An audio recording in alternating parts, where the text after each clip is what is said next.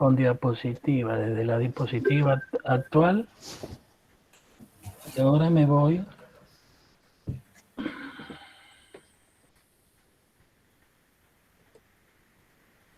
Pero todavía no estás compartiendo. Toda tu pantalla. Bueno, y ahí. Ahí te sale una pantallita, tienes que hacer clic en donde estamos nosotros o donde está la pantalla, digamos, y después ahí se te habilita el compartir. Bien. Listo. Ahí está. Compartiendo tu pantalla. Bien. Los veo a ustedes nada más. Bueno, ahora abrí lo que vos quieras. Bien. Podés minimizar esto, por ejemplo. Al PowerPoint.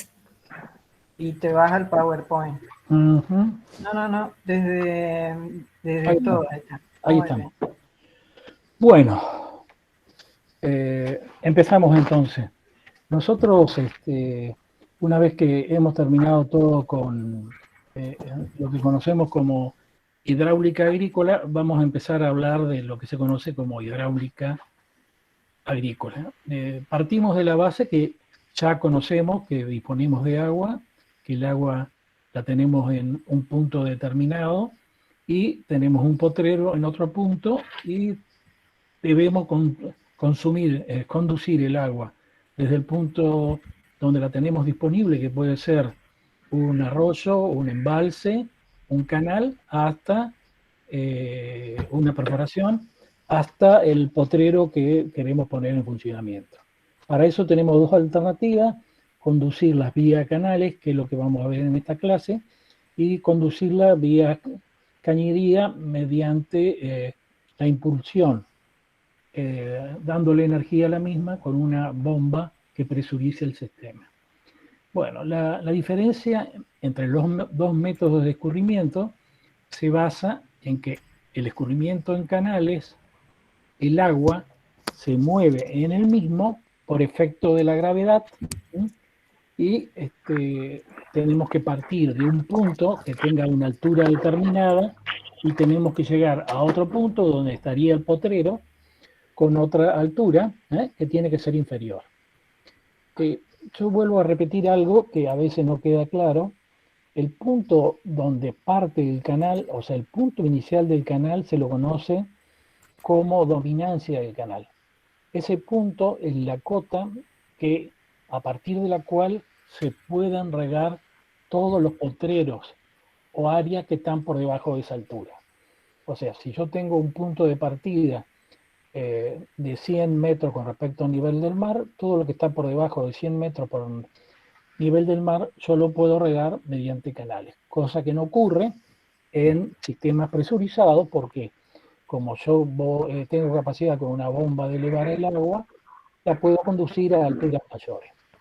Bueno, tenemos que definir entonces el primer concepto, que es el concepto del escurrimiento en canales. Y ahí aparece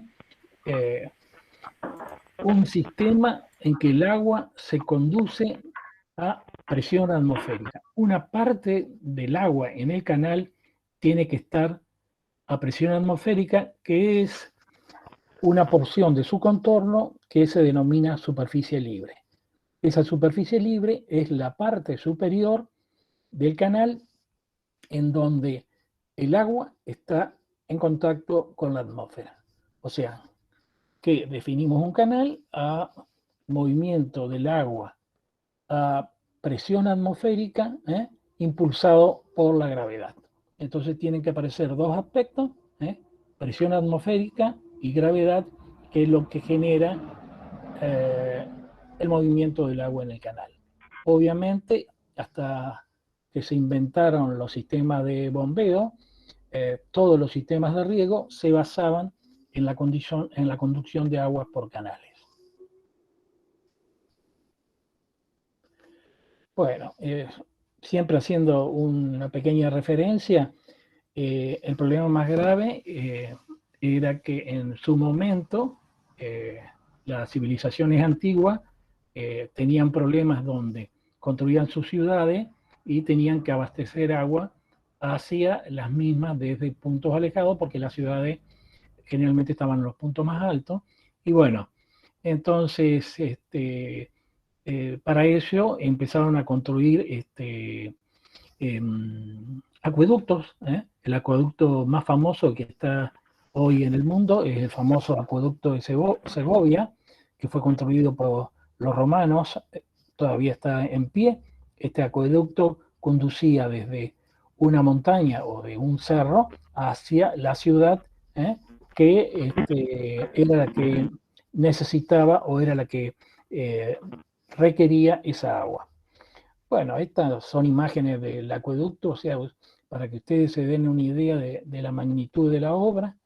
El agua o el punto inicial del acueducto estaba en este cerro, y se conducía el agua que estaba en el otro lado o en el cerro contiguo. Bueno, nosotros en esta materia exclusivamente vamos a ver o vamos a analizar lo que se conoce como movimiento uniforme. En los canales podemos tener movimiento uniforme, como es lo que vamos a definir ahora, y todos los cálculos que vamos a hacer nosotros se basan en el movimiento uniforme, en donde todas las secciones transversales de un canal a lo largo de su recorrido son iguales, y no hay pérdida de caudal. Por lo tanto, al ser la sección igual y no hay pérdida de caudal, el tirante de agua, que es la forma de mencionarla, o la profundidad, se mantiene constante. Y para ello, para que se mantenga constante todo, la forma de la sección y la pendiente de fondo, el canal tiene una pendiente determinada, tienen que ser constantes a lo largo de todo el tramo en que existen un movimiento uniforme. O sea que yo puedo tener un movimiento uniforme en una parte del canal, hay un cambio de pendiente, hay una reducción del caudal porque derivo a otro, vengo en un canal matriz, derivo a un canal primario, un canal secundario, etc. Entonces, hay cambios de sección, puede haber cambios de pendiente, y en cada tramo que analizo vamos a tener que calcular y diseñar canales que van a tener distintas geometrías. Para que el régimen sea uniforme, ¿qué es lo que tenemos que lograr? Que lo que nosotros vamos a conocer como la pendiente de la superficie libre tiene que ser igual a la pendiente de fondo. O sea, si la profundidad del agua o el tirante de agua en el canal es constante a lo largo de todo el canal, la pendiente de fondo tiene que ser igual a la pendiente de superficie. Y entonces nosotros, ustedes tendrán que recordar la ecuación de Bernoulli, donde la energía en un punto y la energía en otro punto, ya vamos a ver un gráfico, tienen que permanecer constantes, y de un tramo a otro, del inicio o al final del canal, va a haber una pérdida de energía. Y ahora vamos a ver cómo esa pérdida de energía es la que se compensa con la fuerza de gravedad que hace que el agua se mueva. Si el movimiento es uniforme, la velocidad en el canal tiene que ser constante. Recuerden de física, si la velocidad es constante, la aceleración es nula. O sea, que la velocidad al inicio del canal, en régimen movimiento uniforme, en el medio, en el final, tiene que ser exactamente la misma. Entonces, ¿qué es lo que pasa? Nosotros vamos a tener desde el inicio, y ahora vamos a ver cómo en la ecuación de Bernoulli, al final, una energía que se va a ir perdiendo. Esa energía potencial del agua, desde el inicio al final, va a representar la pérdida de energía, que va a estar explicada por el rozamiento que tiene el agua contra las paredes del canal. O sea que si lo pensamos físicamente, yo voy a tener una energía explicada por el volumen de agua que se va desplazando sobre el canal, que va a tener una velocidad que se tiene que estar compensada con el rozamiento. Y ahí aparece un concepto que es el coeficiente de rozamiento, que ya vamos a ver cómo se expresa. Si ustedes recuerdan física, esto ya lo vieron, porque es el movimiento en un plano inclinado, y ahí había un coeficiente de rozamiento, entonces un volumen en un plano inclinado se desplazaba y se iba a una velocidad constante porque había un rozamiento entre el fondo del cubo, por ejemplo, y el rozamiento con respecto a las paredes del plano inclinado. Entonces, la energía del agua va a ser igual a un término que va a ser expresado por la velocidad, velocidad al cuadrado sobre 2g, que representa la aceleración de la gravedad, y b, obviamente, va a representar la velocidad con la que se mueve el agua en el canal, y vamos a ver en el próximo slide, es la que representa la línea de carga total que tiene que ser paralela a la sección de la pendiente del canal. Entonces, miremos este David, sí. perdón. Viste que en la parte de abajo hay un cartelito que dice, en un momento dice ocultar ahí. Bueno, Ajá, lo acabo de ocultar. Perfecto, Bueno, gracias. no, gracias a vos. Entonces, recordemos la ecuación de Bernoulli que ustedes vieron en física. La energía del agua en un canal, en este punto y en este punto, van a ser distintas. O sea que yo en este punto voy a tener un nivel de referencia, que lo expresamos habitualmente con la cota, con respecto al nivel del mar. Esto es la cota desde este punto hasta aquí, hasta el fondo del canal. Esto es el tirante de agua, y esta es la superficie libre. Esto que tenemos acá es la pendiente, esto que tenemos acá es el tirante de agua o la profundidad de agua en el canal, y dijimos que la pendiente de fondo tiene que ser igual a la pendiente de la superficie libre. O sea que si expresamos esto, este término velocidad al cuadrado sobre 2g se mantiene constante tanto en el inicio como el final. O sea que la energía que tengo en este punto es esto, y la energía que tengo en este punto es esto. O sea, que en este tramo yo perdí esta diferencia de energía entre este punto y este punto. ¿Qué significa que perdí esa energía? Esa energía se transfiere como un rozamiento entre el agua, entre las paredes del agua del canal y el canal propiamente dicho. Entonces, si lo expresáramos físicamente, el agua, por ese rozamiento, se iría adquiriendo más temperatura, así como las paredes del canal. De hecho, es tan mínimo el rozamiento que es despreciable. Bueno, entonces esta es la ecuación de Bernoulli aplicada para un canal donde el flujo se mueve a superficie libre, y esto la semana que viene, Oscar lo explicará, es cuando nosotros tenemos el flujo a presión, donde aparecen algunos elementos adicionales que tienen que ver con la presión que se le inyecta o se le impone o se le aplica para darle mayor energía al agua, y entonces vamos a tener que el agua, en vez de estar en contacto con la presión atmosférica, va a estar esto comprimido, y es lo que hace desplazar el agua a una velocidad determinada.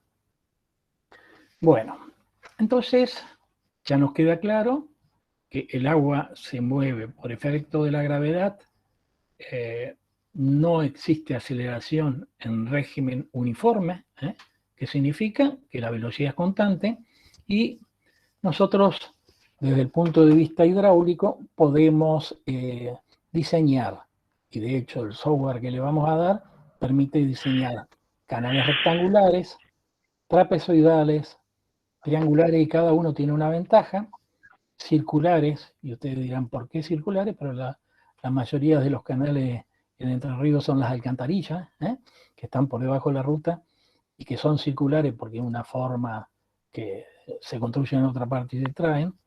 Y los canales parabólicos Los canales parabólicos están pensados no con esta altura, sino con tirantes o profundidades mucho más bajos, y son los que se utilizan habitualmente en terrazas de conservación de suelo, y después vamos a ver el porqué. Entonces, cada uno de estos tipos de canales tiene una fórmula distinta para calcular el área. El área es toda la superficie en donde se mueve el agua en esta sección. Obvio, en el área, en un canal rectangular es base por altura. En un trapezoidal ya empieza a jugar este parámetro Z, el talud que tiene de este lado y el talud que tiene de este lado. Entonces tenemos una base de fondo, que sería la larga minúscula, Z, que sería el talud, I, que sería el tirante, y todo esto multiplicado por I. En los triangulares, obvio, este término B desaparece, es como un trapezoidal de base o de ancho de fondo cero, con lo cual este término desaparece y la ecuación es mucho más sencilla, y es Z, que sería el talud, multiplicado por I cuadrado. Después vamos a ver que los canales triangulares tienen la ventaja de ser autolimpiantes, porque al tener una base de fondo muy reducida, cuando hay variaciones de caudales, las velocidades aumentan en esta parte y son capaces de eliminar el material que está en sedimento. Los canales circulares, recuerden, el canal circular exige que una parte de la sección o del ancho de boca esté en contacto con la presión atmosférica. O sea que en esta parte del canal tiene que haber aire. Entonces, el cálculo de la sección es un poquito más complicado, depende del diámetro, diámetro al cuadrado, y depende del seno del ángulo que tiene hasta el tirante que estamos hablando. Estos canales circulares se comportan, obviamente, cuando la sección aumenta, va conduciendo más y más caudal, porque tiene mayor sección, hasta que un punto, después vamos a ver el concepto de perímetro mojado, que es donde hay rozamiento, en donde empiezan a ser más importante el rozamiento que el aumento de sección, y en un momento determinado conduce menos caudal. Un canal circular que nosotros llamamos ahogado, porque esta parte de la sección, en vez de tener aire, está totalmente cubierto de agua, pasa de comportarse de canal a una tubería. Y finalmente, los canales parabólicos, que tienen esta forma geométrica, se caracterizan por un ancho de boca muy grande. Habitualmente los canales parabólicos para los que se usan para conservación de suelo tienen tirantes muy bajos. Actualmente estos canales parabólicos son muy anchos, que permiten hacer con un tirante muy bajo, permitir la maquinaria agrícola que pase por arriba de las mismas, que sean empastados, etc. Entonces aparece la primera forma de expresar, que sería el área hidráulica, y cada uno de estos canales tiene una fórmula totalmente distinta. Obviamente esta es la más sencilla, y vamos a ver ahora el concepto de perímetro mojado. El perímetro mojado es la parte del agua que está en el canal que está en contacto con las paredes o el fondo del canal. O sea que en este caso el ancho de boca no forma parte del perímetro mojado porque está en contacto con el aire. Entonces, esto es muy sencillo. En el canal rectangular es el ancho de fondo más 2 veces el tirante. Y con este concepto se desarrollan todas las fórmulas, que algunas son más complejas, pero nos permiten calcular el perímetro mojado. En el caso de un triangular tiene esta característica, en el caso del trapezoidal también entra a jugar en la fórmula el talud. En los circulares entra a jugar el diámetro y también el ángulo. en el que se desarrolla el agua, y bueno, y lo mismo pasa en los canales parabólicos. Y ahora aparece un concepto nuevo, radio hidráulico. El radio hidráulico es un número que relaciona, está expresado en unidades de longitud, supongamos en metros. El área hidráulica está expresado en unidades de longitud al cuadrado, supongamos metros al cuadrado. El perímetro mojado, como es una suma de distancia, está expresado en metros. Entonces el radio hidráulico es la división entre el área hidráulica y el perímetro mojado. Entonces el radio hidráulico está expresado en metros. ¿Y qué significa el radio hidráulico? El radio hidráulico vamos a ver más adelante que es la que maneja o es la que define la velocidad que se maneja el agua o que se mueve el agua en un caudal, en un canal. Obviamente, fíjense que la sección aquí es V por I y abajo es V más 2I, que sería este término, y así lo podemos deducir para todos los tipos de canales. Vamos a recordar que a nosotros no nos interesa o no le pedimos en ningún momento que sepan esta fórmula, obvio. Esta fórmula es muy sencilla, y esta fórmula es muy sencilla. La lógica de esta sí la pueden conocer, pero no es necesario que manejen toda esta fórmula porque no tiene sentido. A los efectos nuestros, porque vamos a aprender a calcular o diseñar canales con un software libre. Le damos software libre porque están disponibles en internet y no infringimos los copyright de nadie. Bueno, esta variable, que es el ancho de boca, fíjense, en el caso concreto, el ancho de boca en un canal rectangular, obviamente, es igual al ancho de fondo, y a medida que vamos cambiando, por ejemplo, el ancho de boca es distinto para cada tipo de canales. Vuelvo a insistir sobre los canales parabólicos. Los canales parabólicos no hay definido un ancho de fondo, sino está definido de esta forma.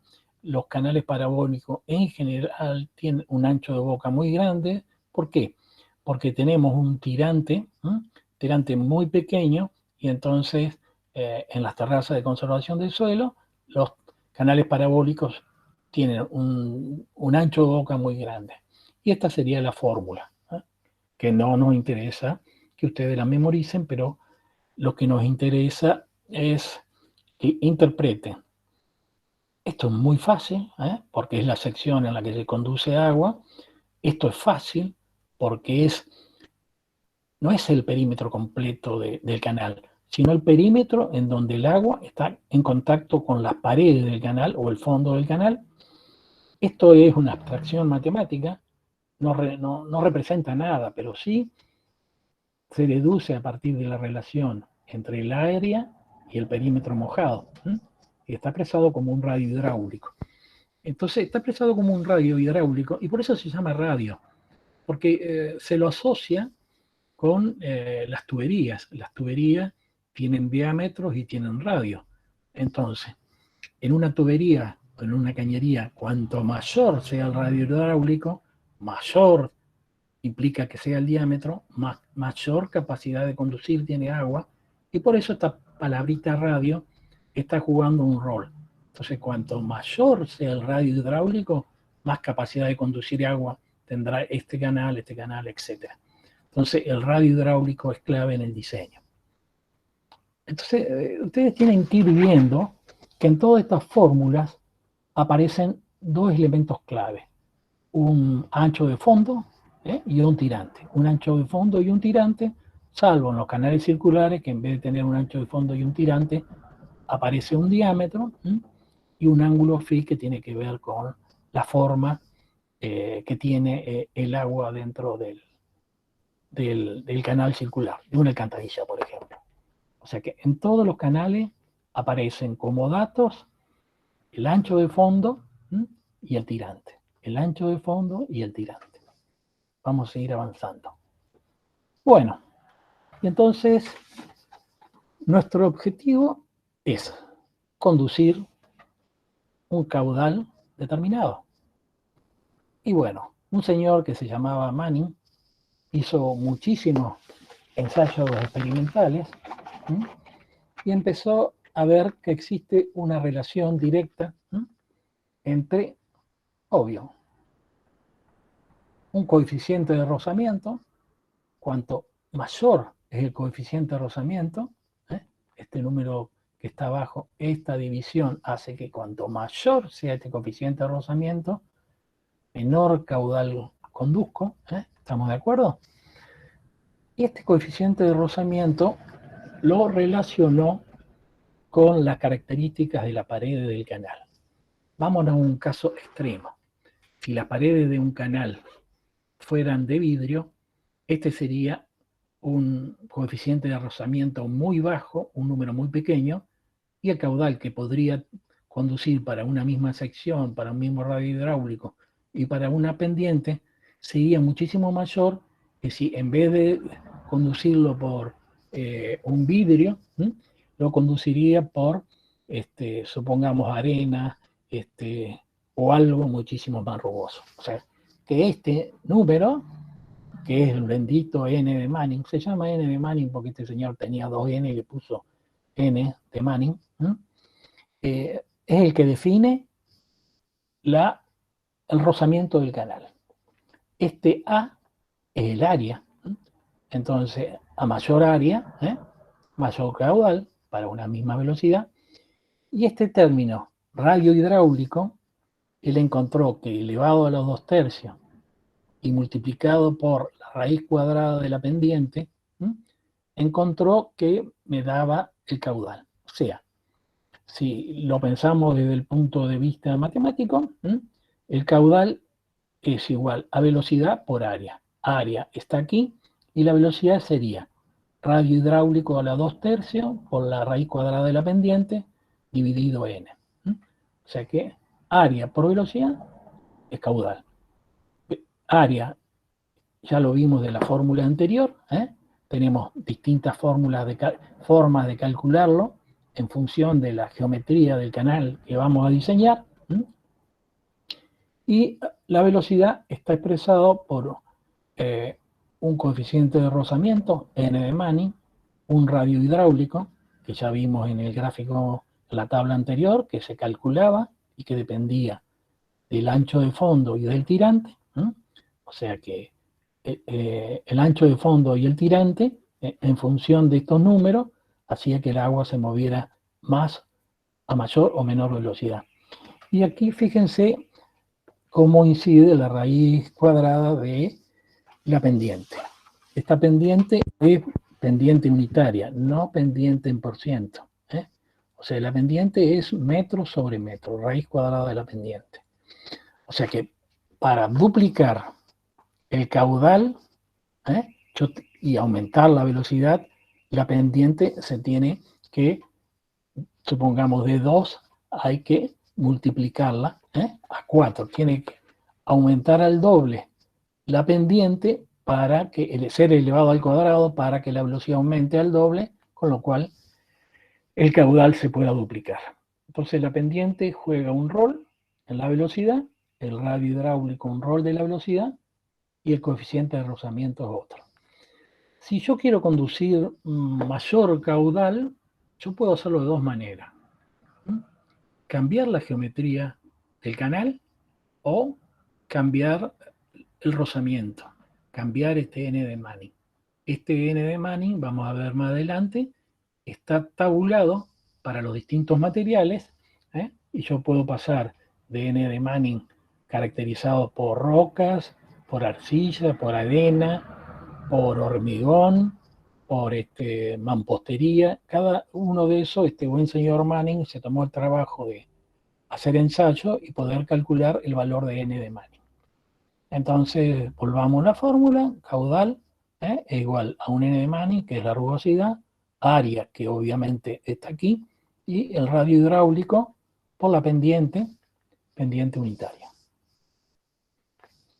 Bueno, entonces Manning se tomó el trabajo de decir, y esta es una tabla que hay tablas muchísimo más grande, con mayor cantidad de datos, pero en este caso concreto, recuerden que para canales trapezoidales aparece este concepto que es el talud. Yo puedo hacer en función de los materiales que está construido, puedo hacer un canal rectangular o un canal trapezoidal. Y entonces, esto es lo que me permite decir, por ejemplo, en función del material, el talud máximo admisible. Fíjense, si yo tengo arenas, el talud tiene que ser muy bajo, o sea que tengo que tener taludes muy tendidos. Cuanto más arcillosos son, más verticales lo puedo hacer, hasta llegar a un talud de este tipo, que puedo hacer un canal rectangular. A medida que voy creciendo en este sentido, más verticales van siendo los taludes y más me puedo parecer de un trapezoidal a un rectangular. Bueno, vamos a ver lo que Manning ensayó y determinó. Fíjense lo que hablábamos recién. Un N de Manning para un vidrio, un plástico. Sí. Perdón, hay una consulta sobre la pendiente unitaria. Sí. Francisco dice, pendiente unitaria, se refiere a que si la pendiente es de 2%, en la fórmula se pone 0,02. 0,02. Y después vamos a ver que para que el régimen sea uniforme, las pendientes tienen que ser muy bajas. Si yo pongo pendientes de 0,02, las velocidades son muy elevadas y sí se produce en aceleración. Estamos hablando de que las pendientes tienen que estar en el orden de 0,005, 0,0025. Las pendientes son muy bajas.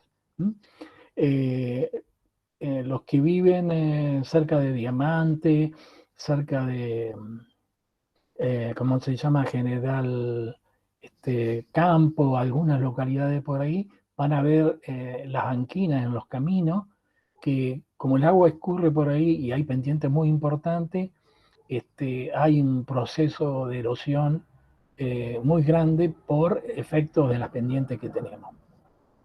Bueno, después lo conversamos un poquito más y vemos qué es lo que pasa cuando apliquemos el programa de cálculos de canales, de diseño de canales. Bueno, N de Manning. El N de Manning, entonces, pasa a ser la variable que tienen que tener en cuenta el rozamiento. Fíjense que podemos partir de N de Manning muy bajos a N de Manning que pasan a ser más grandes. O sea, ¿qué es lo que nos vamos a encontrar?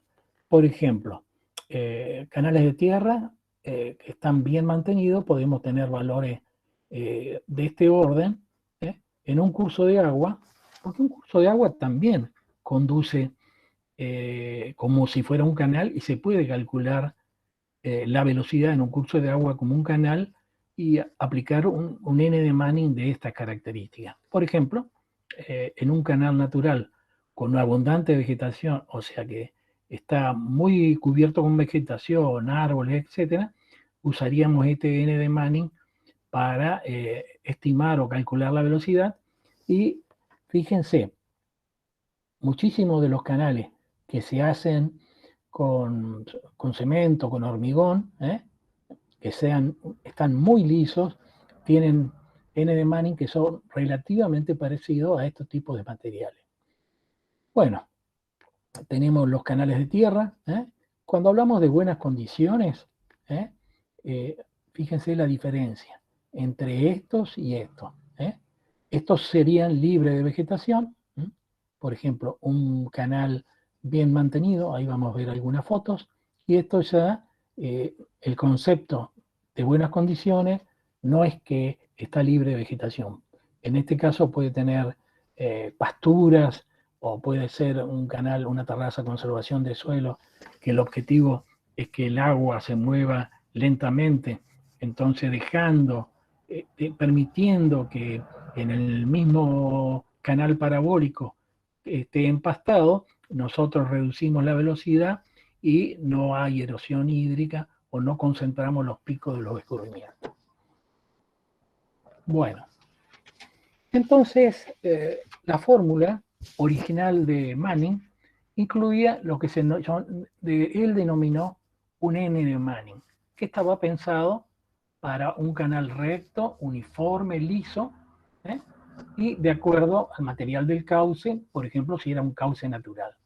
Pero se encontró que este N de Manning, cuando había distintos elementos que modificaban las condiciones de un canal natural, el N de Manning iba creciendo y él entonces empezó a agregar distintos elementos que él los tabuló, no lo vamos a ver aquí, N1.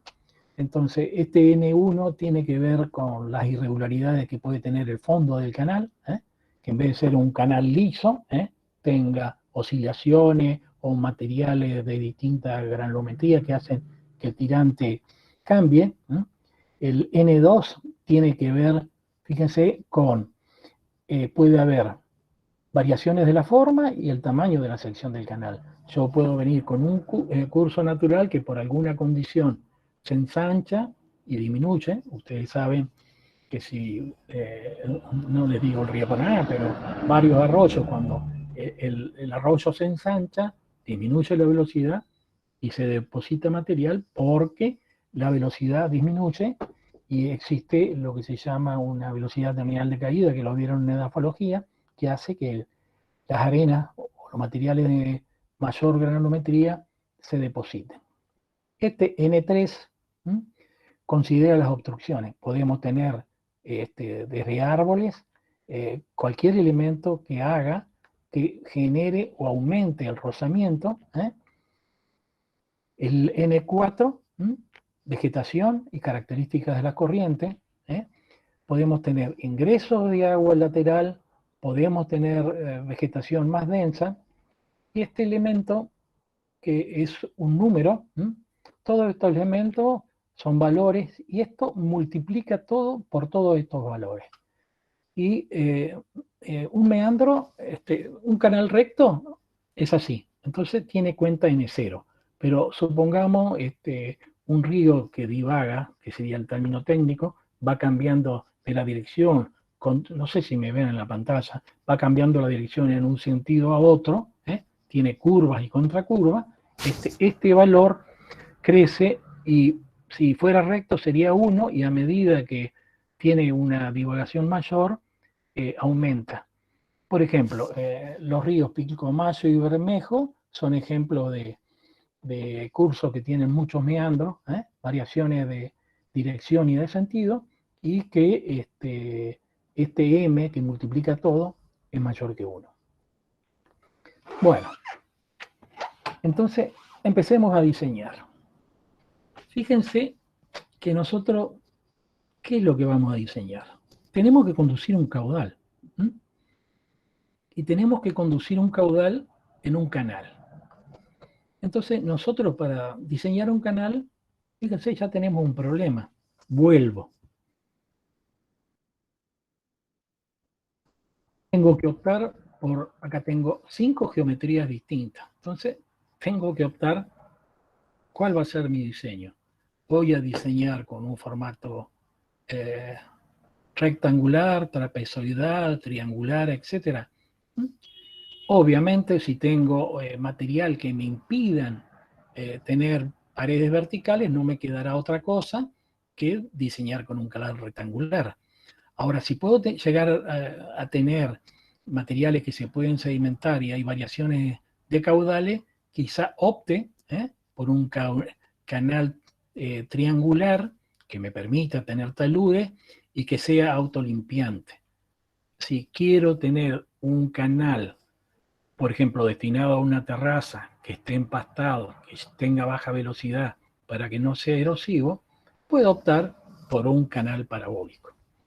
Yo les quiero comentar que antes las terrazas de conservación del suelo se hacían parabólicas y ahora se hacen trapezoidales con un talud muy tendido.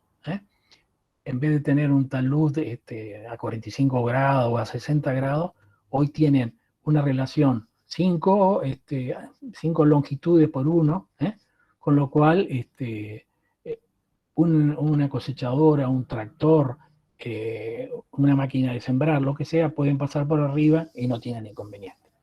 Primer paso, entonces, seleccionar el tipo de canal que vamos a utilizar. Segundo problema que tengo es, ¿lo revisto o no lo revisto? Utilizo el canal natural, y si utilizo el canal natural, acuérdense que caudal era velocidad por área, el área depende de la geometría que yo adopte y de dos parámetros, recuerden, ancho de fondo y tirante, y obviamente del talud, y obviamente aquí está jugando el material o el N de Manning que juega el rozamiento. Y todos estos términos desde aquí hasta aquí tienen que ver con la velocidad. Este término no lo puedo modificar porque el agua sale de un punto y termina en otro punto y se conduce desde aquí a aquí en lo posible en línea recta. Si tengo una pendiente muy grande, ¿qué es lo que puedo hacer? Que el canal, en vez de ser en línea recta, tenga, imagínense, un zigzag que vaya recorriendo, porque el desnivel va a ser el mismo, pero la longitud que va a recorrer el canal va a ser mayor y este S o pendiente va a ser menor. Bueno, entonces estos son los parámetros. Selecciono la forma, adopto el N de Manning a partir de una tabla. Si lo considero, lo revisto o no lo revisto. Si tengo pendientes muy importantes, o lo hago en línea recta o por alguna condición lo tengo que hacer un recorrido más grande. Y este parámetro es el que me complica el radio hidráulico. Acuérdense que el radio hidráulico era igual a la sección dividido el perímetro mojado. Y el perímetro mojado, en general, salvo para los canales circulares, depende del ancho de fondo del tirante, del ancho del fondo del talud y tirante. Pero este dato me lo fija el material con que revisto, entonces depende del ancho de fondo y del tirante, del ancho de fondo y del tirante. El talud ya está fijado en función del material. En los circulares depende del diámetro, olvidémonos, y en el caso de los canales parabólicos depende del tirante. Entonces, recuerden lo que le enseñaron en matemática. Tenemos una ecuación con dos incógnitas. Entonces, una ecuación con dos incógnitas, porque la pendiente ya la tenemos resuelta, el N de Manning ya lo tenemos resuelto, el talud lo tenemos resuelto y nos queda una combinación de ancho de fondo y de tirante. Entonces, una ecuación con dos incógnitas tiene infinitas soluciones. Entonces, ustedes son 40 alumnos, no sé exactamente 48. Si yo le doy para que con el software que le vamos a dar, para que calculen cada uno de ustedes un canal, pueden tener 48 geometrías distintas y todas son, desde el punto de vista matemático e hidráulicas, perfectas. Pero ustedes como ingenieros, y después nos van a ver el por qué, tienen que diseñar la que sea más fácil de construir y la que implique el movimiento, el menor movimiento de suelo y, si es necesario, el menor revestimiento. Bueno, lo que acabo de decir, lo que dice en el primer párrafo, lo hablé un poco más largo, y entonces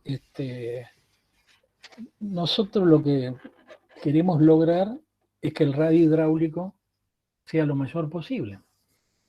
Entonces, por ejemplo, en el río Paraná, ¿en qué lugar se producen las máximas velocidades? Las máximas velocidades se producen, ya sé que no es expresamente un canal, hay una zona donde tengo el canal de navegación y hay una zona que son las playas. En el canal de navegación, por condiciones muy especiales, el rozamiento es menor, la profundidad es mayor, y en ese punto están las mayores velocidades.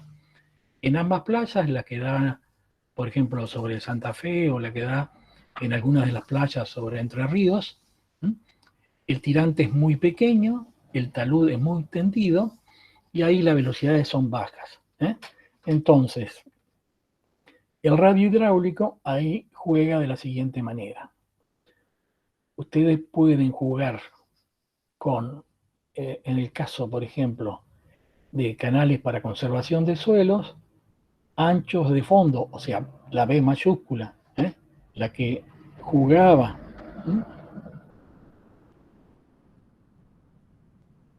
Un minutito. La que jugaba el ancho de fondo, la que juega. Si yo aumento el ancho de fondo, obviamente para una misma sección, el tirante tiene que disminuir. Diseñando para distintos anchos de fondo, el tirante o aumenta o disminuye y el perímetro mojado aumenta o disminuye. Entonces, el radio hidráulico, modificando B, el ancho de fondo o el tirante, hace que sean las velocidades mayores o menores. Y entonces, nosotros podemos tener una combinación de B y tirante que sea un valor determinado, pero me genere una velocidad que sea erosiva. Entonces, obviamente, tendré que modificar ese diseño para que las velocidades no sean erosivas. En el caso contrario, puedo tener velocidades tan bajas, tan lentas, que para algún tipo de agua que estoy conduciendo, se produzcan sedimentación de materiales. Entonces, esto está mal puesto el título, pero sería la velocidad mínima permitida para distintos tipos de agua. Para aguas limpias, yo puedo conducir con velocidades muy bajas. Acuérdense que esta es la mínima velocidad. Para aguas con algunas partículas coloidales, o sea, como limo y arcilla, tengo que aumentar la velocidad porque si no se sedimentaría. Y en el caso de que tengo mayores elementos, las velocidades tienen que aumentar para que el material no se sedimente. O sea, esto es agua limpia para distintos genes de Manning. El material del canal como es, o sea que yo tengo un juego entre el material con que está construido el canal, el N de Manning, que es el que me maneja en cierta manera la velocidad, y la velocidad que puedo llegar a conducir. Bueno, ¿cómo va a ser la lógica del diseño de un canal? ¿Cómo va a ser la lógica del diseño de un canal? Obvio. Tengo que definir el punto de partida y tengo que definir el lote donde quiero regar. El punto de partida o es, como dijimos, una represa, por ejemplo, que tienen los arroceros, una perforación, como puede tener gente en un equipo tipo pivot central o un enrollador, etc.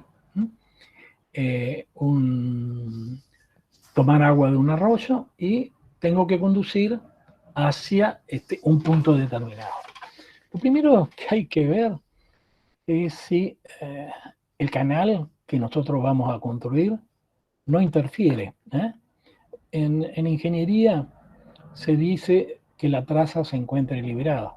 Ustedes imaginen que no solamente pueden diseñar el canal para un único productor, sino, por ejemplo, en sistemas de riego mucho más grandes, como por ejemplo en San Juan, Mendoza, Santiago del Estero. Oscar ahí participó en un sistema de riego en Villa del Rosario. Había que garantizar que todas las obras que se construyeran tuvieran lo que se llama la traza liberada, que se podía avanzar y que no hubiera interferencias desde casas, áreas de otro tipo de cultivo, vías de comunicación, caminos. Si hay vías de comunicación y camino, hay que prever un sistema que el agua tenga, ya vamos a ver, un sifón que pase por debajo de la calle y rebalse, hablemoslo así vulgarmente, del otro lado, por debajo de la calle estaría presión mayor que la presión atmosférica y después vuelve a presión atmosférica y de ahí sigue como canal. Aquí hay un aspecto importante.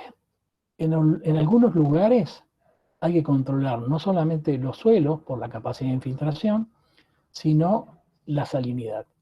Este parámetro juega en la profundidad. Hay algunos que hacen canales muy profundos y resulta que la base del canal puede estar en suelo salino-sódico, como puede pasar en Santiago del Estero, que por un mal manejo del riego, el nivel de la freática o del agua subterránea asciende y ha salinizado los suelos hasta una profundidad determinada. Los estudios geológicos es lo que me permiten, junto con los estudios de suelo, definir los taludes y la traza que puede tener un canal. Y todo esto, otros elementos que pueden llegar a producir interferencia. El canal, como yo les dije, el agua se mueve por gravedad, o sea que se mueve de un punto que tiene una cota determinada a otro punto que tiene una cota inferior. El relevamiento topográfico y el relevamiento del terreno son claves. Yo voy a definir la traza, o sea, el camino que va a seguir el canal, y tengo que hacer un relevamiento topográfico de gran precisión. Habitualmente se hace un perfil longitudinal que coincide con la traza del canal y se hacen perfiles transversales para ver si puede haber alguna condición que lateralmente ingrese agua al canal o que obligue a definir un talud aguas arriba, hacia el margen izquierda y margen derecha del canal para evitar que le ingrese agua. Con todos estos elementos que desarrollamos, se hace un trazado preliminar, se calcula y, obvio, después se hace el diseño definitivo de la traza. La traza, entonces, surge de una serie de elementos que hay que ir teniendo en cuenta. Bueno, aquí hay una serie de canales que yo les quiero mostrar y después vamos a hablar de cosas que nos interesan. Este canal es un canal trapezoidal y de golpe se encuentra con una alcantarilla. Normalmente cuando yo interactuaba con ustedes les preguntaba, pero ahora como no veo a ninguno de ustedes, el agua viene con un tirante y un ancho de boca que va de aquí a aquí y de golpe se encuentra con esta interferencia. O sea, hidráulicamente esto es una aberración. Este canal tiene una capacidad de conducir agua y se encuentra con esta alcantarilla que le hace, hablemosle mal y pronto, de tapón. Entonces, ¿qué es lo que hace? El agua que debería pasar por aquí empieza a disminuir la velocidad y aquí se produce un almacenamiento y puede desbordar. Esto nunca tiene que pasar a ningún lado. Bueno, estos son típicos canales de arroceras. En este caso son más de 1.500 hectáreas. Esto Carlos va a hablar la semana que viene, que van a ser las cañerías y la bomba que estarían puestos de este lado. Son canales que tienen ancho de 30 a 40 metros y en función del material con el que están construidos, el suelo, estos son los taludes que tienen, y estos taludes tienen que mantener una estabilidad tal que no se produzcan alteraciones. Bueno, esta imagen se la quiero mostrar porque esta contrasta con esta. Esto es en la provincia de Santa Fe. Un productor toma agua de un arroyo, de Coronda, y tiene un pivot central que está del otro lado, y vuelca agua y con este sistema regula el tirante. Fíjense que el agua en este punto tiene una alta variación de tirante, y en este punto el agua se va aquietando. Esta foto es lo que me sirve para decirle a ustedes que esto, en esta zona, el tirante lo podemos decir que es un tirante normal, el caudal está en régimen, perdón, el canal tiene un régimen uniforme, o sea que la sección aquí, etcétera, etcétera, es constante, la velocidad en las distintas secciones es constante, con lo cual el tirante de agua también es constante. Aquí en este punto, la velocidad cambia, y entonces en este punto, el tirante es crítico, y acá hay una gran pérdida de energía, porque yo de golpe vengo con una energía determinada por esta velocidad, y en este punto, no sé si lo pueden llegar a ver, tiene una estructura de hormigón. Aquí tiene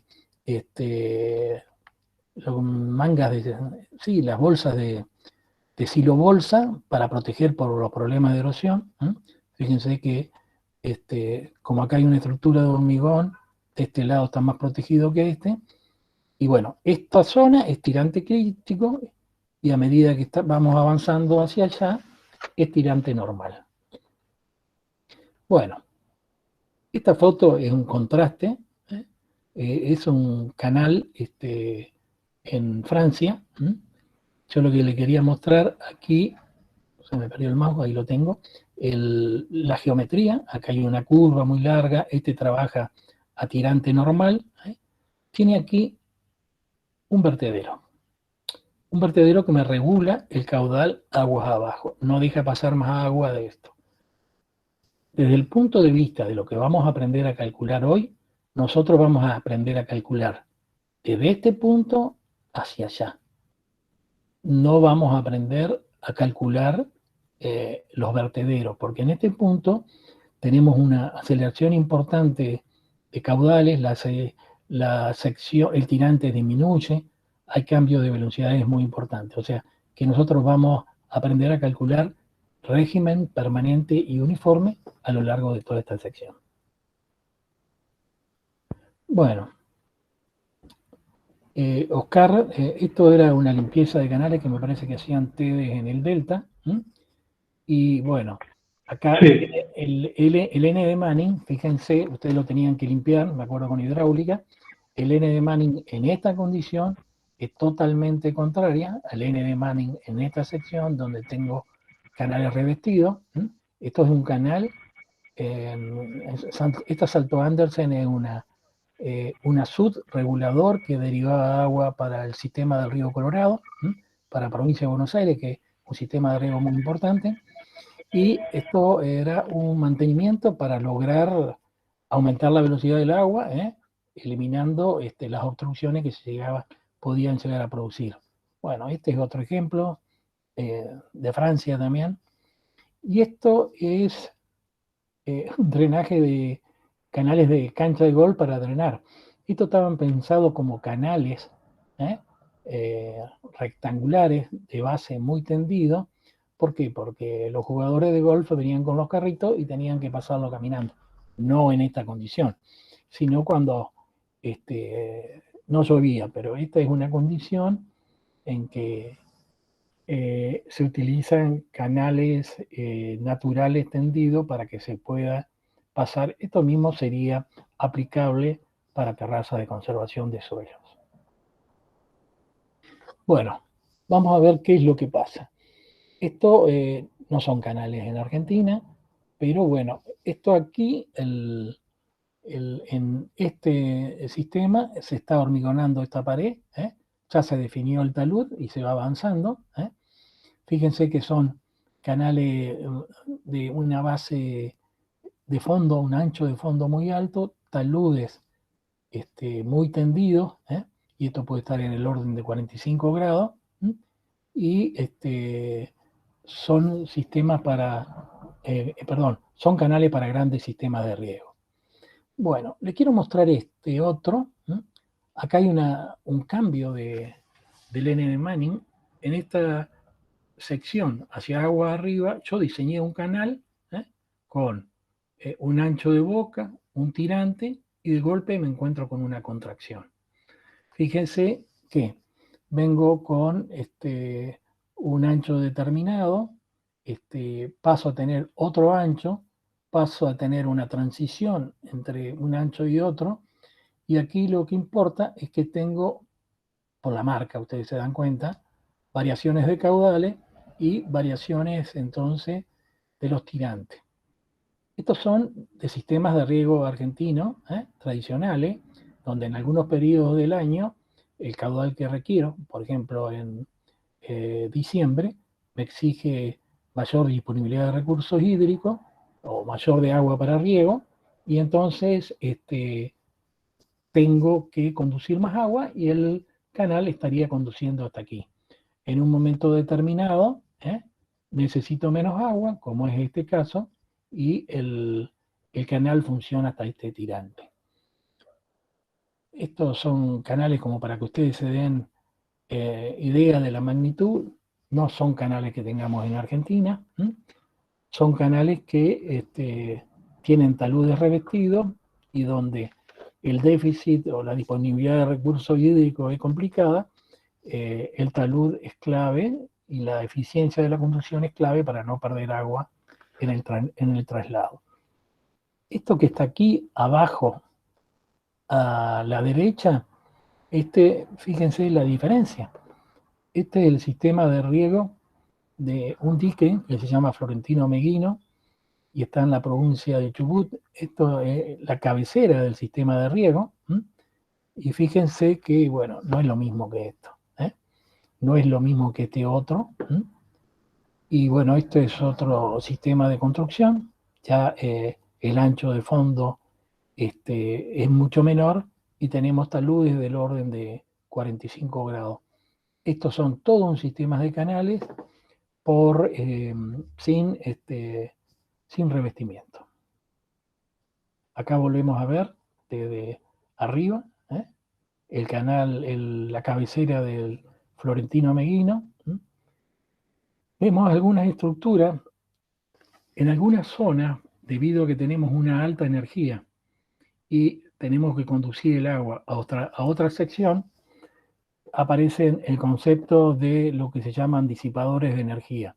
Nosotros venimos con el agua por aquí y tenemos, esta zona tiene mucha pendiente y esta estructura me permite en este punto generar unas condiciones en donde yo genero una pérdida de energía muy alta y a partir de este punto en adelante el régimen pasa a ser uniforme, permanente y uniforme. O sea, el caudal que entra por acá es el mismo que va a pasar por aquí, pero en este lugar yo pierdo energía para poder llegar al otro punto sin tener problemas de erosión.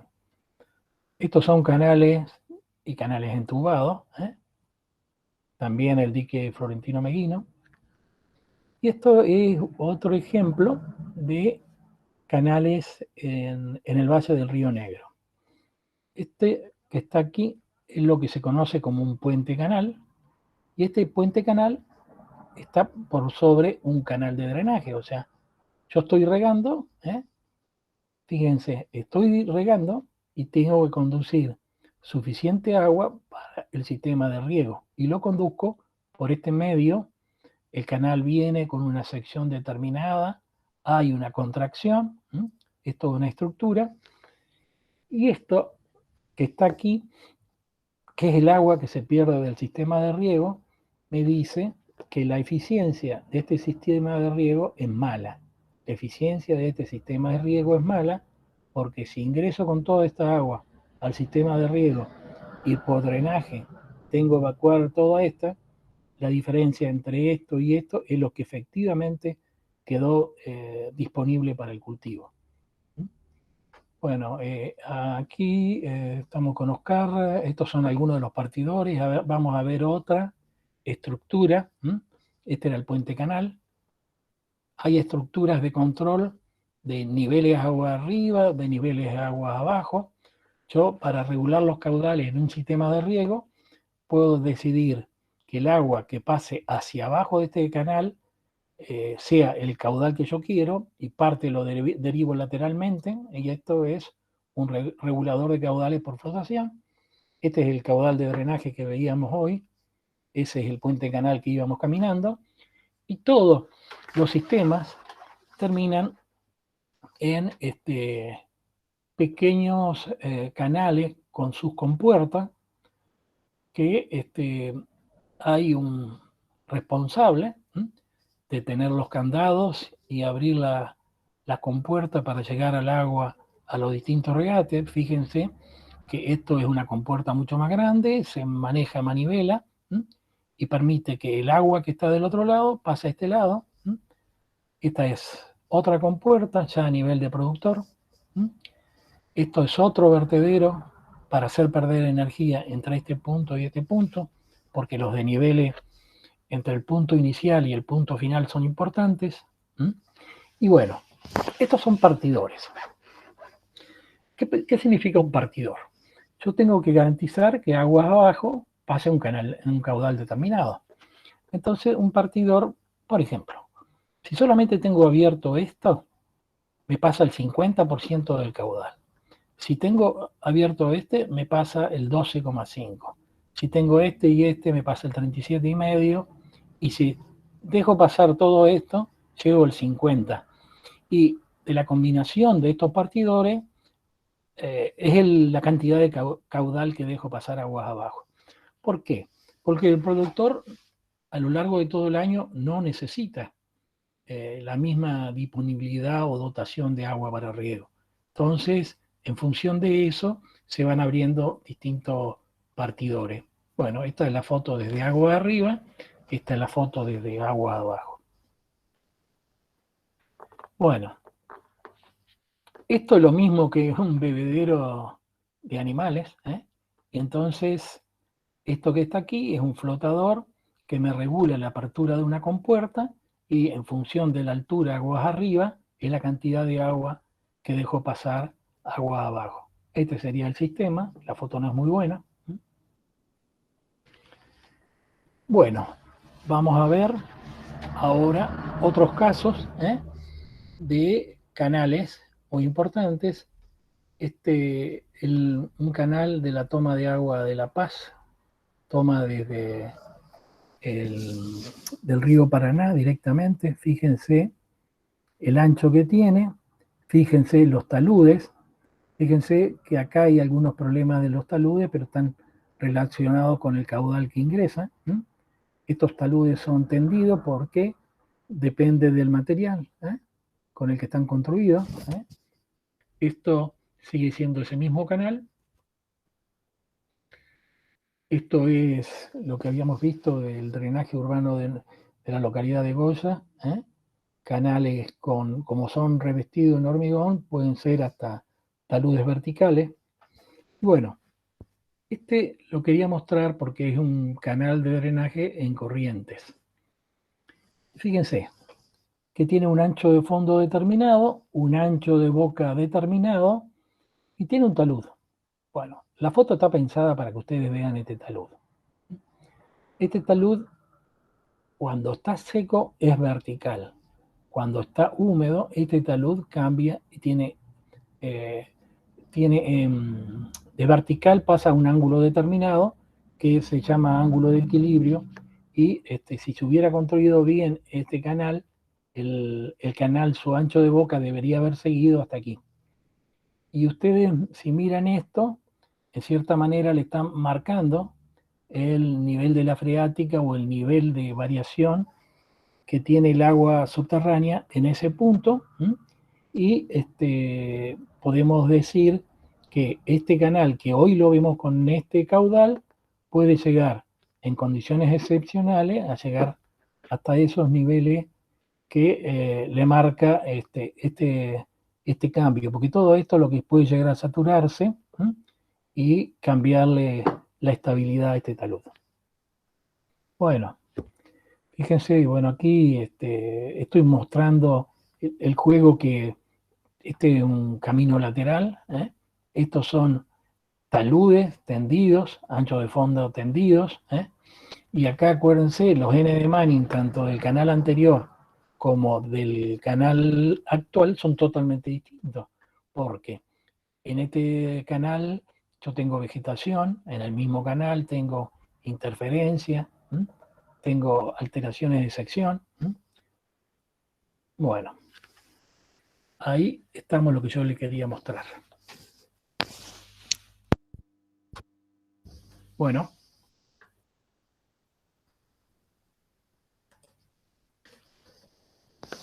¿Me escuchan? Sí. Sí, se escucha. Bueno, ¿qué es lo que pretendemos de esta clase? El problema entonces es conducir agua. El problema es conducir agua por gravedad. Los canales trabajan a presión atmosférica. Los canales tienen velocidad constante.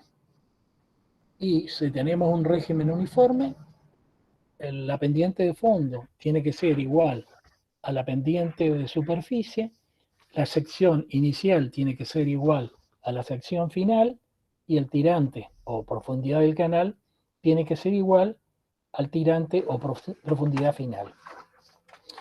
¿Qué es lo que importa? Que como yo me muevo por gravedad, si no hubiera ningún elemento que hiciera, como hay gravedad, la gravedad es un efecto de la aceleración. Si yo me tiro desde un edificio, a medida que voy cayendo, tengo mayor velocidad. El agua en un canal no adquiere velocidad porque existe un balance entre las fuerzas de la gravedad que hacen que el agua que se mueva y las fuerzas de fricción que hacen o que actúan como un límite al movimiento del agua. Aquí es clave explicar una cosa importante. Las pendientes en los canales tienen que ser bajas. Pendientes de canales muy elevadas hacen que de pasar de un régimen permanente y uniforme pasemos a un régimen que no sea uniforme.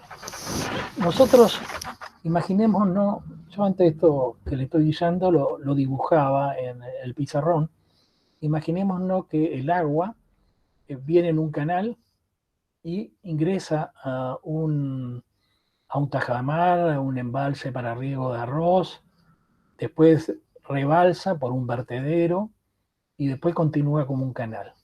Entonces, hay distintos regímenes, o régimen, no sé cómo es dónde va el acento, en donde el agua se mueve y donde los programas que vamos a ver nosotros sirven para calcular.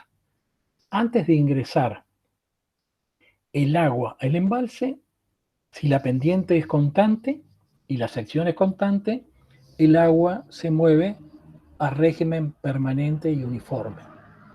Cuando llega al embalse, como el embalse tiene una sección mucho más grande, ¿no?, y empieza teniendo un tirante pequeño y va aumentando el tirante, la velocidad del embalse al inicio es mayor que al final, y ese tramo en donde se desplaza dentro del embalse se lo conoce como un flujo gradualmente variado. Entonces, llego con una velocidad, supongamos 1 metro por segundo, y a medida que voy ingresando, va disminuyendo a 70 centímetros, bla, bla, y termino en el borde del embalse a 10 centímetros. Por alguna condición determinada, tengo un caudal que supera el borde del vertedero y el agua empieza a salir por el vertedero.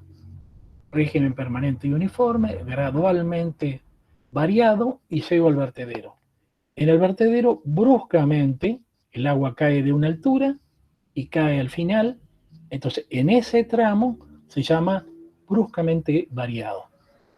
Y empiezan a aparecer, ¿recuerdan esa imagen donde teníamos en ese bombeo que había erosión y que teníamos varias olas? Se llama bruscamente variado, agua abajo tenemos un punto donde se libera mucha energía y a una distancia determinada, si la pendiente es igual a la que teníamos antes, pasa a ser un flujo uniforme y flujo permanente y uniforme.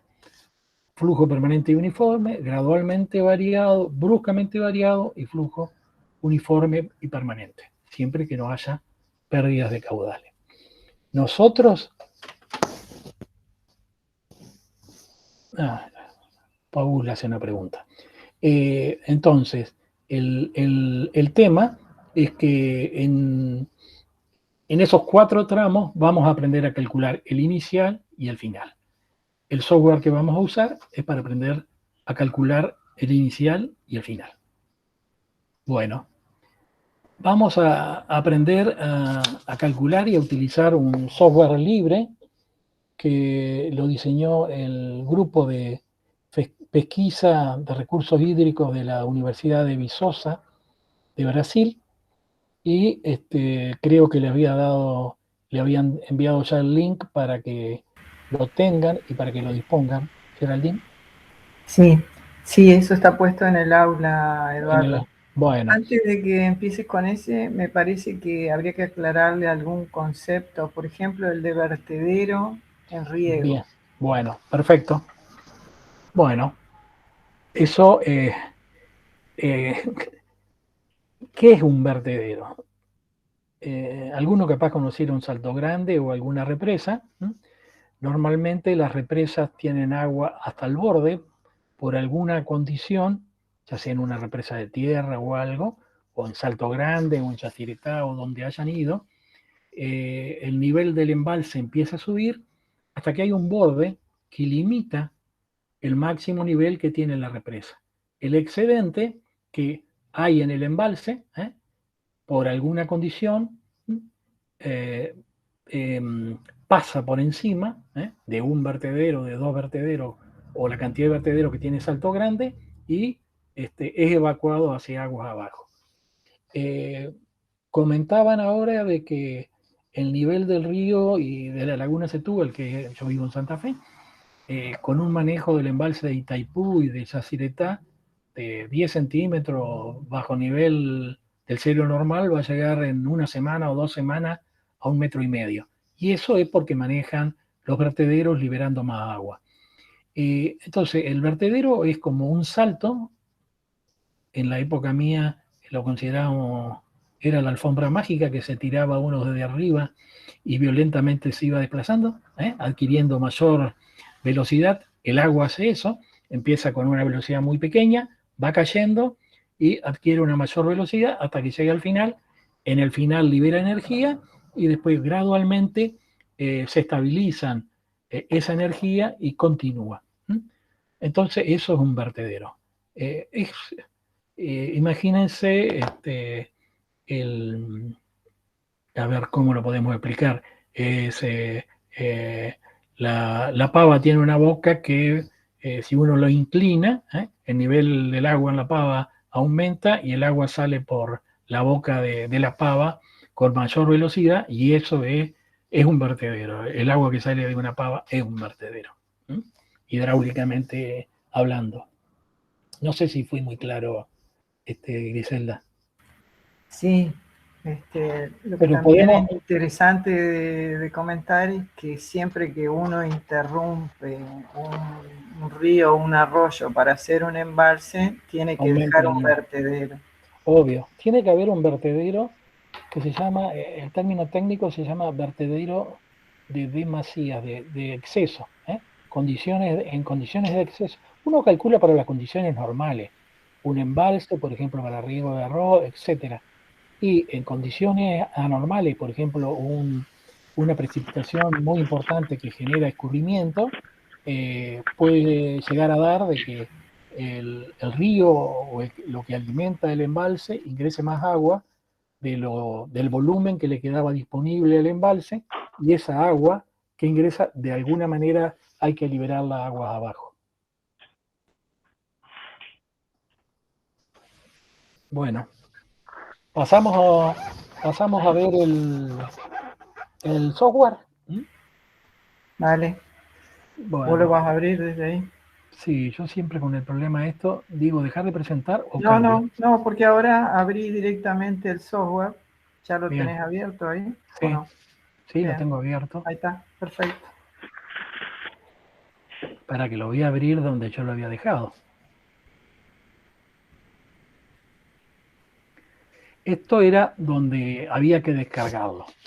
El grupo se llama GPRH y tiene varios programas. El que nos interesaba a nosotros era este programa que se llama Canal, Sistema para Dimensionamiento de Canales. Ahora voy, eso por verte.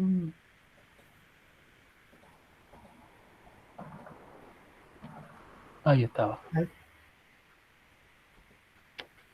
Ahí. Bueno, vamos a la aplicación del canal. Bueno, este es el software. Como hablábamos, pertenece a un grupo de pesquisa en recursos hídricos de la Universidad Federal de Viçosa en Brasil. Es de software libre, funciona en estos Windows que tenemos. Nosotros antes utilizábamos otro software de cálculo de canales, pero en las versiones nuevas de 7 y 10 no funciona. Entonces, vamos a ver cómo funciona este software. Este software tiene varias ventanillas. Fíjense, lo primero que tenemos que hacer es darle un nombre al proyecto. Yo puse riego y drenaje. Lo estoy poniendo ahora, ¿no es cierto? La empresa todavía nos llamamos UNER. La localidad vamos a poner Oro Verde.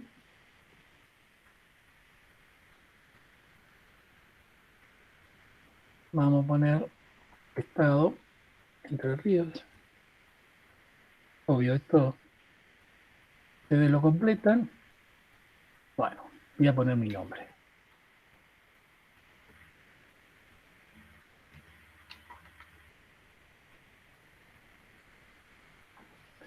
Bueno, pone la fecha de hoy. Bueno, esta es la pantalla principal. En la pantalla principal yo puedo, empiezo desde arriba, puedo seleccionar distintos tipos de canales, desde triangulares, trapezoidales, rectangulares, que es el que está, y circulares. Entonces vamos a diseñar un canal rectangular. ¿Estamos de acuerdo? Entonces la geometría de un canal rectangular es este. Si decido hacerlo un trapezoidal, es esta la geometría. Fíjense que esto ya necesita más datos, y entonces los datos que me va a calcular y diseñar es esto. Entonces me pregunta lo siguiente: ¿qué es lo que yo quiero calcular? Quiero calcular, esto está en portugués, así que basado es caudal. Quiero calcular la profundidad normal, la pendiente, quiero calcular el n de Manning, quiero calcular el talud. Acuérdense que el talud era esta parte. Quiero calcular el largo de base. El largo de base, ahora vamos a ver nosotros, si yo tengo un canal que tiene 1000 metros de largo, me va a decir qué movimiento de suelo voy a tener. Bueno, vamos a hacerlo al revés. En general, nuestro problema es diseñar un canal sabiendo cuál es el caudal. Entonces, nuestro problema, como les dije, se basa en resolver o a partir del ancho de fondo para un canal trapezoidal el tirante normal, o a partir de tirante normal calcular el ancho de fondo, esto que está aquí. Entonces, en este caso, me pinta de amarillo todo lo que yo quiero, lo que tengo que darle como dato, y lo que está aquí es todo lo que me da como resultado. Supongamos, acá yo quiero calcular esta altura, tirante normal. Ahora, si yo quiero calcular, perdón, el ancho de base, me va a pintar esto y tengo que ingresarle el tirante. Pero vamos a pedirle que me calcule la altura o profundidad que tiene que tener el canal. Bueno, yo me hice un práctico para mí, y entonces el diseño es un práctico sencillo. Entonces, lo primero que yo le tengo que decir es qué caudal voy a usar. Voy a decirle que voy a usar, tengo que activar los números, voy a usar 10 metros cúbicos por segundo. Yo quiero calcular un canal que conduzca 10 metros cúbicos por segundo. La pendiente, me pregunta qué pendiente quiero utilizar. Le voy a decir que tiene que ser una pendiente muy baja, 0,00, o sea, 2 ceros, 10. Después me va a pedir qué rugosidad quiero utilizar. Fíjense que aquí tiene unos asterisquitos. Entonces, tengo distintas opciones, o sea, calcularlo, y me va a proponer n de Manning para distintos tipos de canales, y supongamos que yo lo quiera hacer para canales excavados, por ejemplo. Y entonces me propone canales en tierra, por ejemplo, supongamos esto, un canal en tierra que me propone este n de Manning, o puedo poner este y me propone un valor normal este, y entonces supongamos que estoy proponiéndole este. Entonces, OK.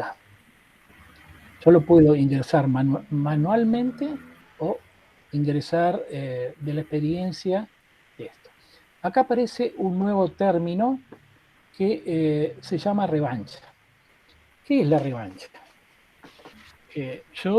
¿Recuerdan ese canal que tenía una mancha y que variaba en función del caudal la parte que estaba sucia?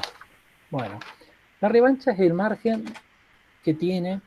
Si yo tengo un canal y en este caso lo calculo para que el borde del canal esté aquí, cualquier variación del caudal va a desbordar. Entonces le voy a poner una revancha, supongamos, de medio metro.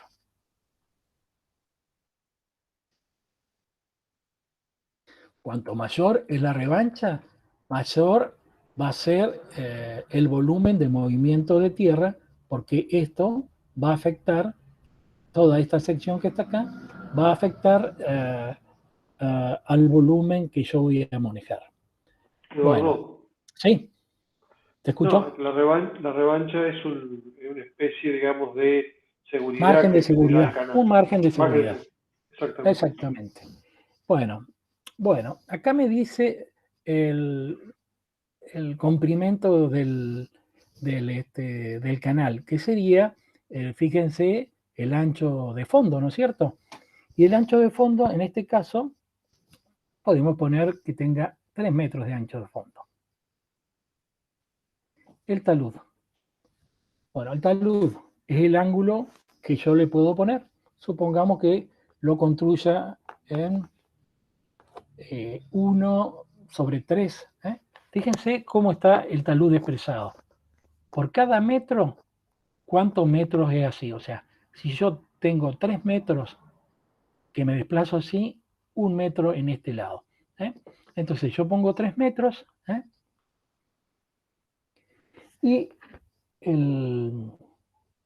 la largura de base es el largo que va a tener el canal. Supongamos que yo voy a tener un canal de 1000 metros de largo, para hacer un número redondo. Bueno, estos son ayuda, qué sé yo. Vamos a este punto que es calcular. Perdón, Dari, ¿eso no es el ancho de base? Ancho de base, perdón. Comprimento de canales acá 1000 metros.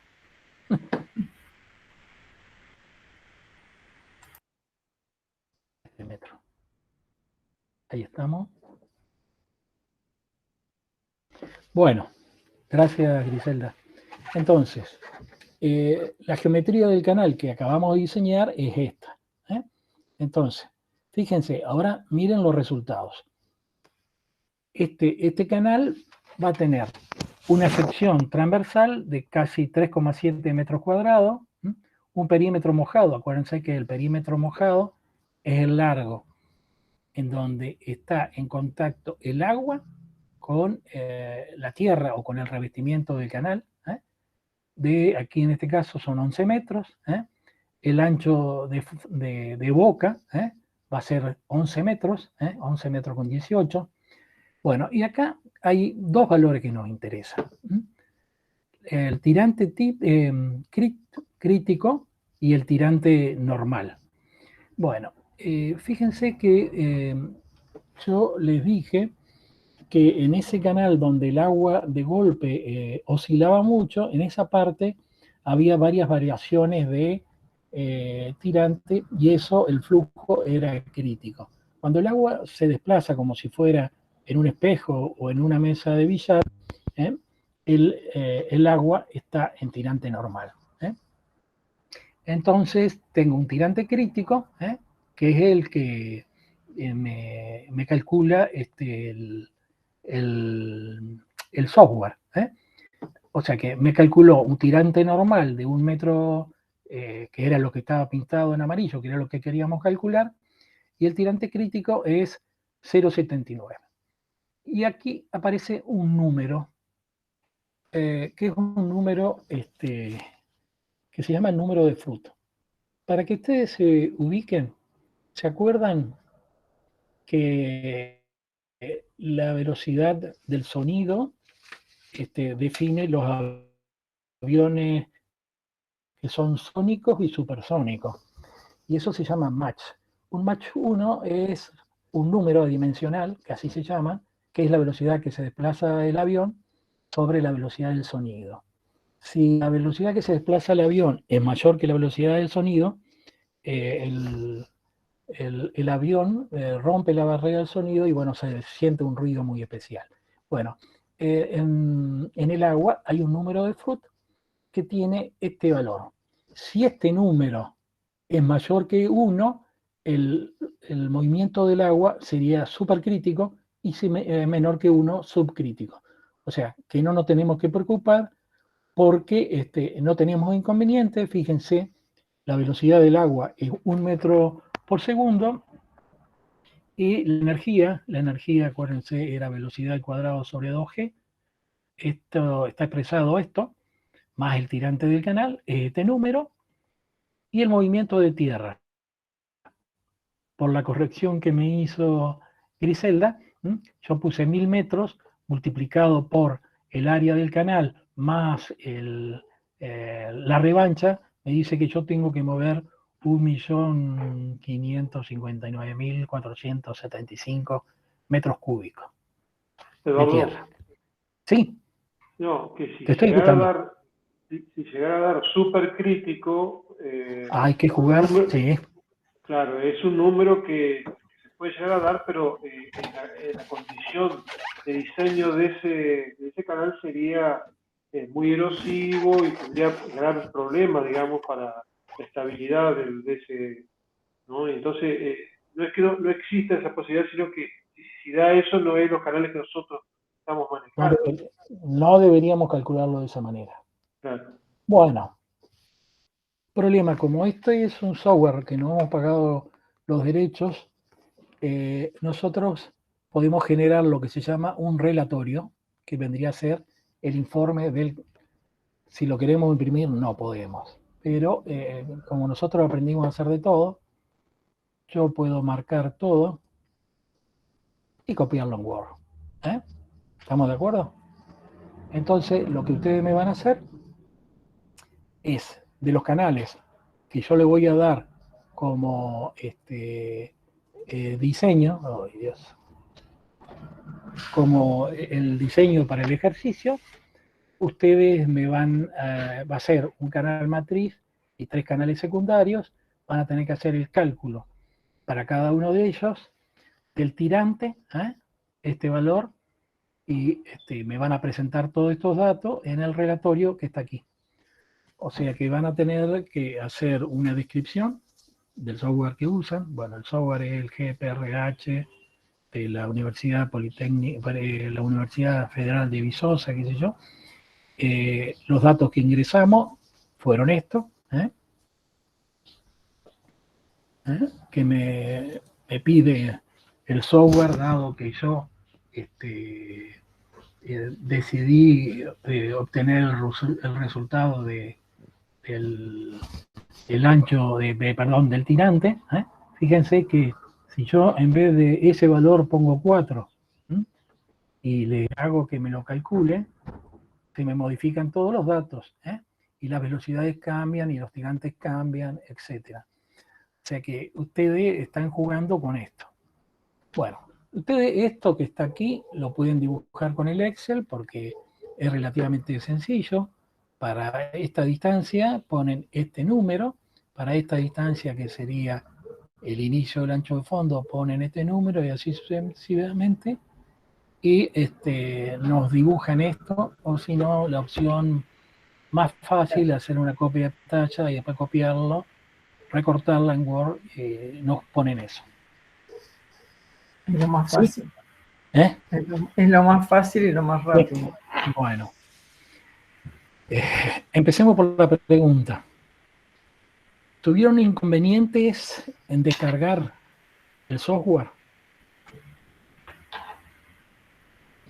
Yo les comentaba de que descargarlo en el servidor de la facultad, las veces que los intentamos nosotros, no nos autorizaba.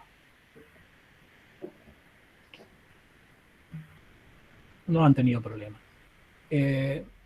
Entonces, nosotros, ¿qué datos le vamos a dar?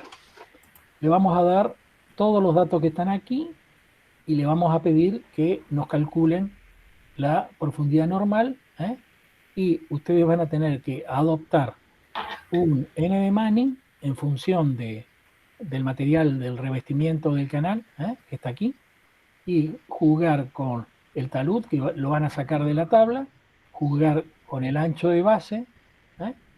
Acuérdense que si hacen un ancho de base muy largo, por ejemplo, el tirante va a pasar a ser muy bajito, cada vez más bajo.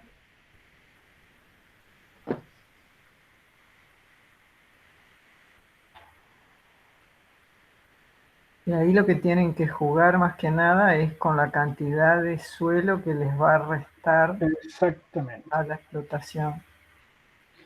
O sea, ingenierilmente el objetivo de ustedes es que, es obvio, el canal conduzca agua, que sea el menor movimiento de suelo, y por ejemplo, puede suceder que a esta profundidad tengamos un horizonte muy denso y que sea un problema para construirlo, o tengamos suelo salino-sódico o lo que sea, que el canal no debería estar en contacto por eso para que no nos produzca inconveniente, y tratar de que esta profundidad sea la menor posible. Al aumentar el ancho de esto o disminuirlo, ¿qué es lo que me estoy jugando? Que los tirantes sean mayores.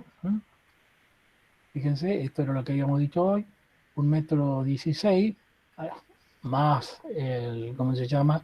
La revancha me está diciendo de que esto va a tener casi 1,22 m, 1,21 m de profundidad desde el ancho de boca hasta este valor que está aquí.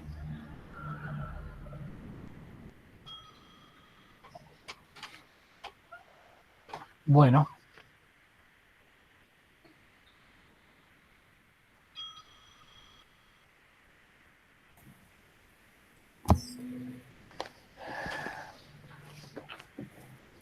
¿Se durmieron o no tienen más preguntas?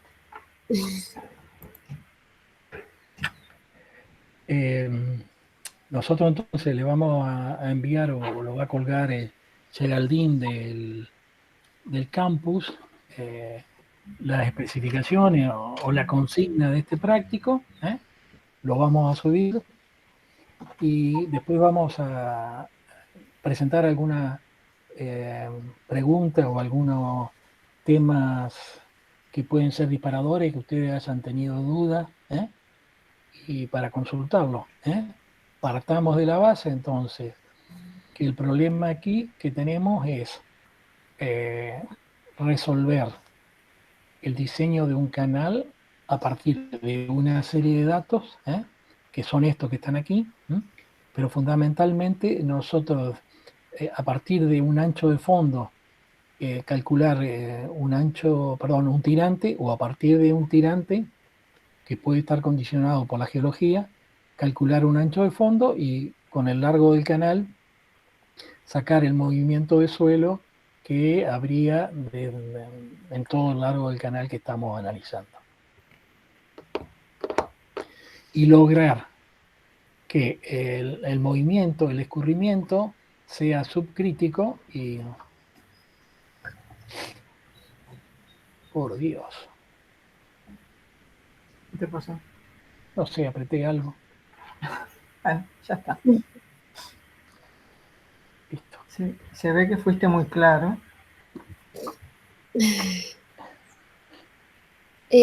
Bueno, si les parece, hacemos un espacio de consultas. Si tienen alguna consulta de esto, de lo que hemos visto anteriormente, o de algo. Si no, sí. Yo tengo una consulta de este trabajo, sería para entregar el lunes que viene. No, No, 2 semanas. No, todavía no. Y el trabajo que ya está colgado, que sería para el lunes 13, ¿ese tiene una explicación o ya está para que nosotros lo podamos hacer? Tiene en la página, en el aula, le pusimos un instructivo de cómo hacer el práctico. Trabajo práctico, pero ahora le podemos mostrar. ¿Ya lo empezaron? ¿Vos tenés el Power para mostrarlo? Yo Ajá. lo presento ahora. Voy a intentar la grabación, así Bien. Vale. después lo subo aparte.